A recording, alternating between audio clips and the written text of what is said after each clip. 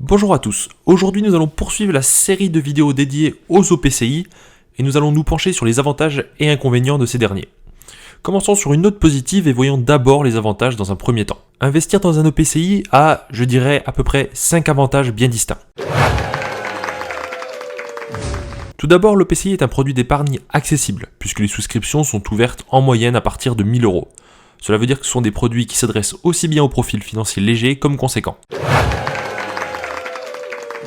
Les OPCI sont des produits alliant à la fois un actif financier et un actif immobilier. Cela signifie que la partie immobilière de l'OPCI, qui est majoritaire, ne répond pas aux mêmes logiques de marché que les produits financiers traditionnels, comme les actions ou obligations de grands groupes.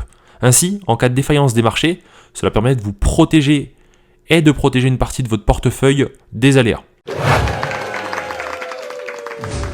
L'OPCI vous permet de détenir de l'immobilier de manière indirecte. Cela signifie que vous bénéficiez de rendements nettement supérieurs aux produits bancaires traditionnels, comme si vous aviez investi dans l'immobilier. Sauf que là, c'est la société de gestion qui s'occupe de tout et vous n'avez rien à faire. Les OPCI, contrairement aux SCPI, sont des produits liquides, puisque les OPCI ont pour obligation de conserver en permanence des liquidités pour rembourser la part des investisseurs.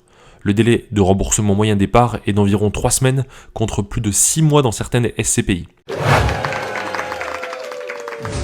Si vous détenez des parts d'OPCI FPI en direct, les deux seuls existants aujourd'hui sont investis en résidence-service meublée et génèrent ainsi des revenus meublés non fiscalisés grâce à l'amortissement. Cela signifie que le rendement brut équivaut quasiment au rendement net.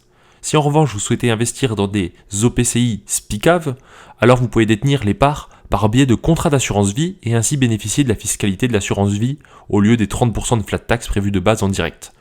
Voyons maintenant les inconvénients. Comme dans tout investissement, vous avez des risques de perte en capital. L'OPCI ne fait pas exception à la règle, notamment en cas de baisse des marchés financiers et ou d'un taux d'occupation faible du stock immobilier.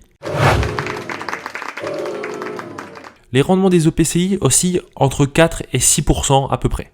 C'est un bon rendement lorsqu'il s'agit de FPI, puisqu'ils produisent des revenus non fiscalisés, mais nettement moins intéressant lorsqu'il s'agit d'actifs détenus dans le cadre d'assurance vie, comparé évidemment aux performances possibles sur les marchés financiers avec d'autres actifs. Même si les frais d'entrée sont globalement moins élevés que pour les SCPI, ils restent malgré tout importants et aussi entre 3,5% pour le plus faible et plus de 15% pour certains OPCI. À cause des frais d'entrée et des rendements moyens, les OPCI ont des horizons de détention de moyen terme, d'environ 8 ans.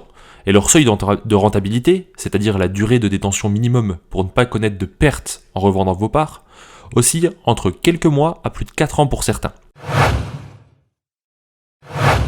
En conclusion, les OPCI, en particulier l'OPCI Silver Generation de la société A+ Finance, peuvent être de formidables produits s'ils sont détenus en direct, grâce à la non-fiscalité des revenus, mais le sont moins dans le cas d'actifs d'assurance vie.